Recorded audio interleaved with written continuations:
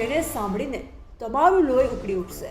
સવારના 6 વાગ્યે 11 આરોપીએ હથિયારો લઈ એક જ કુટુંબ પર જાનલેવા હુમલો કર્યો। બુઝુર્ગોને કુહાડીથી કાપ્યા, મહિલાઓને લાકડીઓથી પીટ્યા, ઘર તોડી પાડ્યા, પાક બરબાદ કર્યો અને છેલ્લે કહી ગયા, ફરી આવશો તો જાનથી મારી નાખીશું। આ છે ખંગેલા નવાપુરા ફળિયાની સાચી અને ડરામણી વાર્તા। ડીટીવી ન્યૂઝ લાવે છે પૂરી હકીકત, નામ સાથે, પુરાવા સાથે। ફરિયાદી અમરસિંહભાઈ રાજ્યાભાઈ, ઉંમર વર્ષ 36, ખેતી કરે છે। તેમનું કુટુંબ નવાપુરા ફળિયામાં રહે છે। જમીન જૂની, રેસ નંબર 196, નવી સન 37, 2019માં દાહોદ કોર્ટમાં 7 વખત કેસ જીતી અમે પોતાનો હિસ્સો મેળવ્યો હતો, જેમાં અમે 4 ભાઈઓએ ભાગ પાડી પથ્થરના મકાનો બાંધ્યા। ગયા વર્ષથી શિયાળામાં ચણાને મકાઈનું વાવેતર કરી જીવન ગુજારતા હતા, પણ આ જમીનને લઈ સામેનો પક્ષ, જે પણ એક જ કુટુંબનો છે, લાંબા સમયથી ઝઘડો કરતો હતો। 6 ફેબ્રુઆરી 2026 સવારે 6 વાગે સૌજીભાઈ નાથાભાઈ મેળા, રતનભાઈ નાથાભાઈ મેળા, લાલુભાઈ નાથાભાઈ મેળા, માલાભાઈ કાળિયાભાઈ મેળા, જાલુભાઈ કાળિયાભાઈ મેળા, રમેશભાઈ કાળિયાભાઈ મેળા, રાજુભાઈ રતનભાઈ મેળા, માંજુભાઈ લાલુભાઈ મેળા, વાલચંદભાઈ સૌજીભાઈ મેળા, આંજુભાઈ લાલુભાઈ મેળા અને મણેશભાઈ સૌજીભાઈ મેળા। આ 11 આરોપીએ ગેરકાયદેસર મંડળી બનાવી, હાથમાં ધારિયા, કુહાડી, તીર કામઠા અને મોટી લાકડી લઈ કિક્યારીઓ કરતા અમરસિંહભાઈના ઘર તરફ દોડી આવ્યા। પહેલા તો એ કહ્યું, આ જમીન અમારા બાપ દાદાની છે, તમે ઘરો કેમ બાંધ્યા, ચણા મકાઈ કેમ વાવ્યા? પછી તોફાન થયું શરૂ। 70 વર્ષીય વજિયાભાઈ લીમજીભાઈને સૌજીભાઈ ધારિયાની મુંદરથી ડાબા ખભામાં મારી ફ્રેક્ચર કર્યું, માલાભાઈ કુહાડીથી જમણા હાથમાં મારી ફ્રેક્ચર કર્યું, રાજુભાઈ લાકડીથી પગમાં મારીને ગંભીર ઈજા કરી। એ મારા પપ્પા થાય છે, તો એ ખેતરમાં હતા, તો એ લોકો 100 વાગ્યાની હતી, એના લૂંટફાટ કરી જમીનનો કંઈ ઝઘડો તો છે નથી, તો એ લોકો લૂંટફાટ કરી અને નાની પર ભાંગી નાખ્યા અને તોડી નાખ્યા। પછી મારો ભાઈ આવ્યા, તો અમે ઘરે હતા, તો અમે ઘર પાછા ગયા 2-4 જણ, તો અમને બી રગેટી લેતા, અમને બી એના મળવા બી નહીં રહેતા। તો પછી 108 આવી તો એમને ગાલી ચોકીને લાવ્યા અમે, તો દવાખાને મૂક્યા એમને, તો હાલત વગરના તોડી નાખ્યા એમને। તો એ માણસ બહુ બધા હતા, મરેલા જો નાખી મેલ્યા કૂતરા જો, તો અમને જવા નહીં દેતા। પછી 108 આવી તો ગયા। એવું કઈના દવાખાનામાં આવ્યા?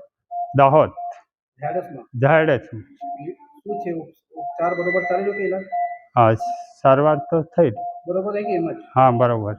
100 વાગે ઉઠેલા ને તાટલા દરવાજા હેડીને વहाँ ઉઠેલા ઊંઘેલા હતા, અને આવી પડ્યા તો અમને ધારિયા લાયા, કોહડા લાયા, પેલા ઘોણ લાયા, દરવાજા હેડી અને પછી માના માલી માંડ્યા, કૂટીને ફેર અમારી પર આમ પેસા હુદા કર્યા, ઉતર્યા, અને આ બધા ધાણા હરિયાના કોળા સબ્જામાં હું કરે તો બરોબર હું કર્યા લોકોને પેશાબ કર્યો અમારી પર,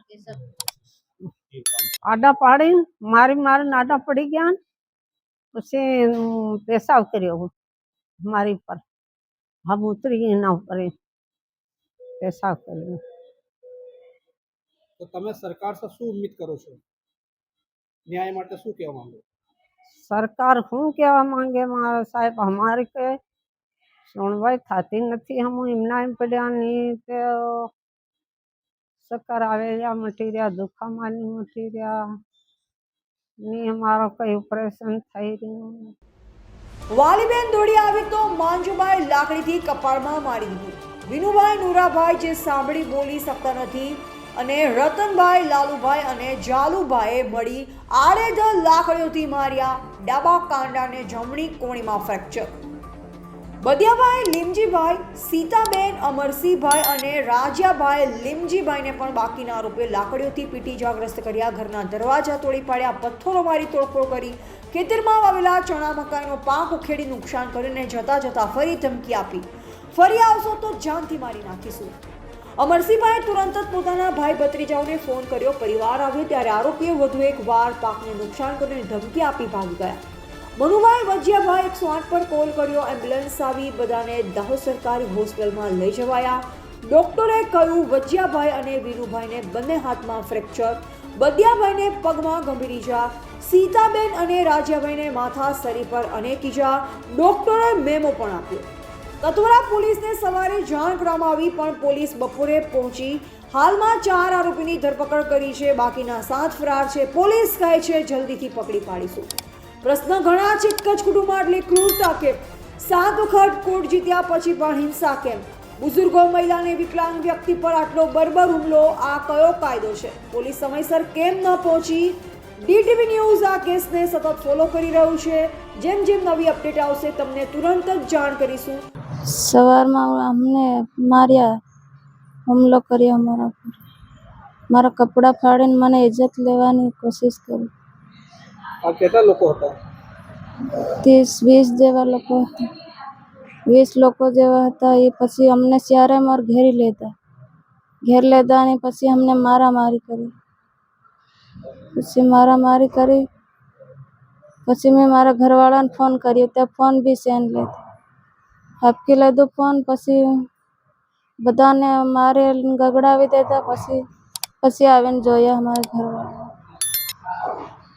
આ ઝઘડો છે ને સાહેબ, ખેતીમાં હતા બરાબર. અને અમને બહાર કાઢીને લીહવાય મારી શું કામ કરી દેતા. કાં જાય નહાય જ નહીં. આ બધા 5 આદમી આવેલા, દરેક ન થાય એનપીના કોણ કાહના લઈ સાહેબ. અમારી હાલત બગાડી સાહેબ. હમણાં ખાવું નહીં, ખવાય બેહાય નહીં.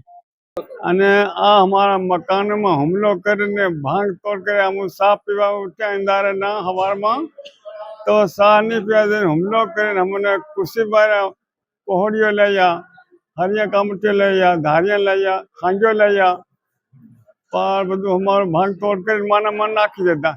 2 કલાક 3 કલાક થઈ ગયા હતા. ત્યાં તો રિપોર્ટ અમે આલ્યું ફોજદારને, પણ રિપોર્ટ તેના ભેળો વાતો કરે જાય છે. પણ હમણાં આવીને શું થાય એમ નહીં કહે.